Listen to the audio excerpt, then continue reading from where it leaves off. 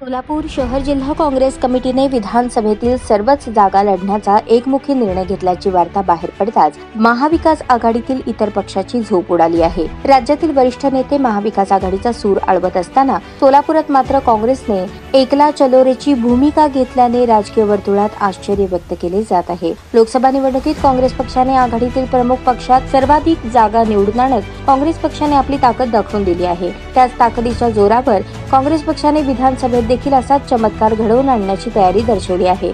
सोलापूर जिल्ह्यातील 11 विधानसभेच्या जागा आहेत. सोलापूर लोकसभा मतदारसंघात 6 विधानसभा मतदारसंघांचा समावेश होतो, तर माढा लोकसभा मतदारसंघात 5 आहेत. म्हणजे एक बार्शी विधानसभा मतदारसंघ वगळता अनुक्रमे 4, 6 अशा 10 जागांवर सोलापूर जिल्हा काँग्रेस कमिटीने दावा केला आहे. विधानसभेच्या जागा वाटपावरून नेत्यांमध्ये स्पर्धा सुरू असल्याचे पाहावयास मिळत असतानाच राज्यात महाविकास आघाडीतील एक घटक पक्ष म्हणून डाव्या पक्षाचे नेते देखील यंदाच्या विधानसभेत आपले राजकीय अस्तित्व सिद्ध करण्याचा प्रयत्न करताना दिसून येत आहेत. अशा अस्थिर राजकीय परिस्थितीत विधान परिषदेत शेकापचे आमदार जयंत पाटील यांचा दारुण पराभव झाला याचा अर्थ स्पष्ट आहे. महाविकास आघाडीतील घटक पक्षांनी डाव्यांना सांभाळून घ्यायची मानसिकताच आता उरलेली दिसत नाही. अशा बिकट आणि अस्थिर राजकीय व्यवस्थेत मार्क्सवादी कम्युनिस्ट पक्षाचे नेते माजी आमदार आडम मास्तरांनी मोठ्या आशेने महाविकास आघाडीतून आपल्यालाच उमेदवारी मिळावी यासाठी प्रयत्न करताना ते दिसून येत आहेत. कधी राष्ट्रवादीचे ज्येष्ठ नेते शरद पवार यांची भेट घेताना दिसून येत आहेत, तर कधी काँग्रेसचे प्रदेशाध्यक्ष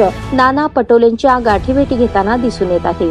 कधी सोलापुरात माजी केंद्रीय मंत्री सुशीलकुमार शिंदे यांची भेट घेऊन शहर मध्यची जागा आम्हाला मिळवून देण्याकामी सहकार्याची अपेक्षा व्यक्त करत आहेत. यावेळी माजी केंद्रीय मंत्री सुशीलकुमार शिंदे यांनी देखील आघाडीच्या वाटाघाटीत शहर मध्यची जागा तुम्हाला सुटली तर नक्कीच तुमच्या विजयासाठी आमचा वाटा अधिक असेल असे म्हणत शिंदे यांनी मास्तरांची फिरकी घेतल्याची कबुली खुद्द आडम मास्तरांनी दिली. 50,000 कामगार माझ्या संघटनेशी जोडले आहेत असा दावा करणाऱ्या मास्तराने मागील विधानसभा निवडणुकीत 12,000 इतके मतदान केले. त्यामुळे मास्तर हे 3ऱ्या स्थानावर फेकले गेले. आता पुन्हा तोच दावा त्याच मतदारांच्या जोरावर मास्तर पुन्हा विधानसभा लढवण्याची तयारी दर्शवली आहे.